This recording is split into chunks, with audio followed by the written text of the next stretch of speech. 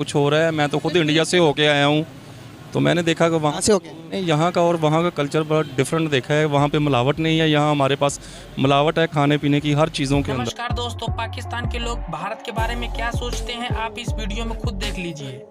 नरेंद्र मोदी आपको as a politician और as a इंसान कैसे लगते हैं? ऑब्वियसली बहुत ही घटिया इंसान है, क्योंकि कश्मीर में जो कुछ हो रहा है उसके बाद बिल्कुल भी वो इंसान खिलाने के लायक ही नहीं है मेरी नज़र में। फॉर एग्जाम्पल कश्मीर का मसला आज सॉर्ट आउट हो जाता है कश्मीर और पाकिस्तान के दरमियान से। फिर भी जितना खून खराबा वो कर चुका है वो इंसान खिलाने के लायक है ही नहीं, उसके लिए हमदर्दी बिल्कुल भी नहीं है मेरी नज़र में। तो माफ़ी के लायक नहीं है? नहीं, बिल्कुल भी नहीं। और आप माफ़ नहीं कर सकते? नहीं, बिल्कुल भी नहीं। सही, तो फिर उसका क्या हल है?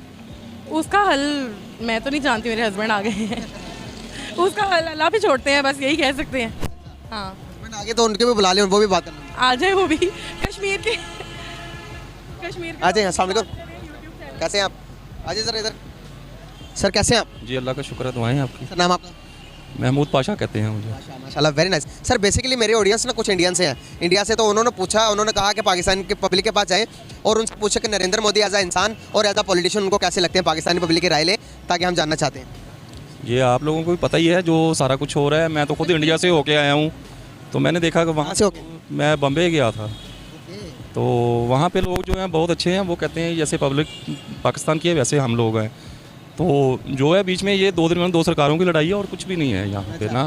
मतलब तो कि लोग वहाँ के आपको कैसे लगे, वेलकम उन्होंने कैसे किया, और देखने के बाद आपने क्या फील किया? मैंने यहाँ का और वहाँ का कल्चर बड़ा डिफरेंट देखा है। वहाँ पे मिलावट नहीं है, यहाँ हमारे पास मिलावट है खाने पीने की हर चीज़ों के अंदर। तो वहाँ पे ईमानदारी पे सारा काम होता है। जितने लोग देखे हैं यहाँ पे सौदा बेचने के लिए हर लोग झूठ का सहारा लेते हैं। यही हमारी नाकामी की वजह है। यही हमारी वहाँ से ले लें तो आपको खालिस मिलेगी, प्योर मिलेगी, लेकिन यहाँ पे तो नहीं। मैं नहीं गई थी, मैं गया था ना, किस वजह से गए थे? मैं बिज़नेस पॉइंट ऑफ व्यू से गया था। आप गए थे? ये कुछ 7-8 साल हो गए हैं, लेकिन अभी तक वहाँ की यादें हैं कि वहाँ के लोग अच्छे हैं और हम लोग यहाँ पे जो है अपने आप को सुधार ले तो हम उससे भी अच्छे हो सकते हैं। मैंने नरेंद्र मोदी के बारे में सवाल पूछा आपसे कि वो अगर एज अ पॉलिटिशियन देखा जाए तो अपने मुल्क के लिए कैसे हैं? नहीं, वो अपने मुल्क के लिए तो ठीक होंगे, लेकिन हमारे लिए तो प्रॉब्लम खड़ी की हुई है ना। कौन सी प्रॉब्लम? यहाँ बिज़नेस का जितना भी लोगों का है वो देखें कि बिज़नेस क्या है, ये सरकारों की लड़ाई है ना। तो मैं तो खुद बिज़नेस करता हूँ, टेक्सटाइल इंडस्ट्री के साथ रिलेटेड हूँ मैं। तो यहाँ पे टेक्सटाइल का सारा बेड़ा गर्क हो गया यहाँ पे। वहाँ पे चलो कॉटन यहाँ पे नहीं है, वहाँ से मंगवा लीजिए, सरकारों की आपस में सुलह हो जाए। वो कहना चाह रहे हैं कि हमारे जो दो मुल्क हैं, दो भाई हैं, उनके दरमियान सुलह हो जानी चाहिए और ट्रेड तो कम से कम ट्रेड हो और ये मुश्किलें जो हर बंदे को हैं ये मुश्किलें ना हो। हम तो ये यहाँ पर आपने जो पाकिस्तान के यहाँ पर जो से लोकल बंदे की मैं बात करूँगा, जो लोकल पीपल है, उनकी जो मसाइल यहाँ पर है, वहाँ पर भी यही मसाइल है या वो सही ज़िंदगी जी रहे? अरे नहीं, वहाँ तो एक रिक्शे वाले से मेरी दोस्ती हो गई, वो मुसलमान था। मैंने एक ऑटो लिया, करेंसी चेंज करवानी थी, तो मेरे पास तकरीबन 2 लाख पाकिस्तानी थे। तो वहाँ पे मुझे 66,000 उस ज़माने में मिले थे।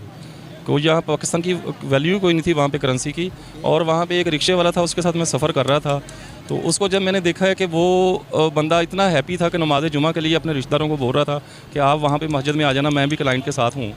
तो लेकिन जब मैं उसके घर पे गया हूँ, सारा उन्होंने दावत की, 3-3 डिशें बनती थी एक रिक्शा ड्राइवर के घर पे। मकान का किराया दे रहा था और बाद में बिजली के बिल कमेटी भी डाली हुई थी उन्होंने। तो वेरी हैप्पी थे वो लोग। हम पिस रहे हैं यहाँ पे और कुछ। यहाँ पर जो मीडिया हवा बनाती है कि इंडिया में मुसलमानों के साथ ये हो रहा है, वो पूरे ऑल ओवर द इंडिया में बात नहीं करूँगा। आप जहाँ पर होके आए वहाँ पर आपने क्या कुछ देखा जो अपने आप बीती बताएं कि मुसलमानों के साथ आपने कहीं ना कहीं जुल्म होते हुए देखा, या आपने देखा हो कि नमाज़ पढ़ने नहीं दे रहे, या मस्जिद में कहीं दंगे हो रहे हो, कहीं बाहर दंगे हो रहे हो, कोई इस तरह का सिचुएशन, कोई सीन देखा?